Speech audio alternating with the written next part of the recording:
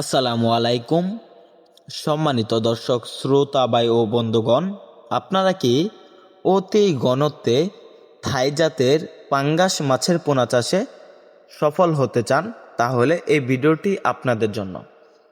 থাই জাতের পাঙ্গাস মাছের পোনা এমন একটি মাছ, যে মাছ অতি ঘনত্বে চাষ করা যায়।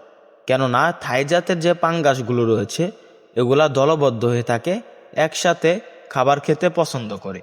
তো আমাদের এই মাছগুলো বর্তমান পাচ্ছেন 3 ইঞ্চি 4 ইঞ্চি, এরকম যারা সফলভাবে মাছের পোনা চাষ করতে চান আমাদের এখান থেকে 3 ইঞ্চি 4 ইঞ্চি থাই জাতের পাঙ্গাস মাছের পোনা ক্রয় করতে পারবেন।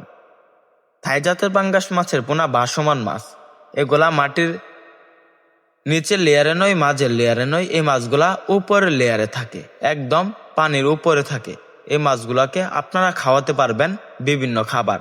তো চাষিবারা বাজারে কিনা খাবারে থাই জাতের পাঙ্গাস চাষে তেমন একটা আর্নিং করতে পারবেন যদি আপনারা আমাদের এই নিয়মে চাষ করেন। প্রতি শতাংশে চাষ করতে পারবেন থাই জাতের পাঙ্গাস 300 পিস, এর বেশি চাষ হলে চলবে না।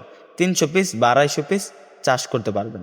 তো চাষিবারা থাই জাতের যে পাঙ্গাসগুলো রয়েছে এই মাছের পোনা আপনারা চাষে লাভবান হতে চাইলে, খাবার সাশ্রয় করতে চাইলে, খাবারের দিক দিয়া প্রচুর টাকা কম খরচ করে মাছের পোনা বিক্রি করতে চাইলে আপনারা খাওয়াতে পারবেন মুরগির লিডার বা মুরগির মল বলে বিভিন্ন খামার থেকে মুরগির লিডার সংগ্রহ করতে পারবেন।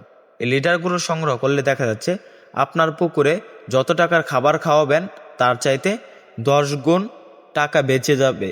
তো চাষিবারা আপনার যদি থাই জাতের পাঙ্গাস মাছের পোনাগুলোকে 6 মাস চাষ করেন, দেখা যাচ্ছে 2.5 থেকে 3 কেজি ওজন আসে, তখন এই মাছগুলো চাষে বা বাজারে বিক্রি করে 12 টাকা আর্নিং করতে পারবেন।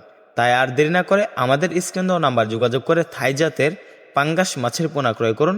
মাছ চাষের সকল আকার তথ্য পরামর্শ জানুন। আবারও দেখা হবে নিত্য নতুন ভিডিওতে। ধন্যবাদ। ভিডিওটি ভালো লাগলে চ্যানেলটি সাবস্ক্রাইব করুন।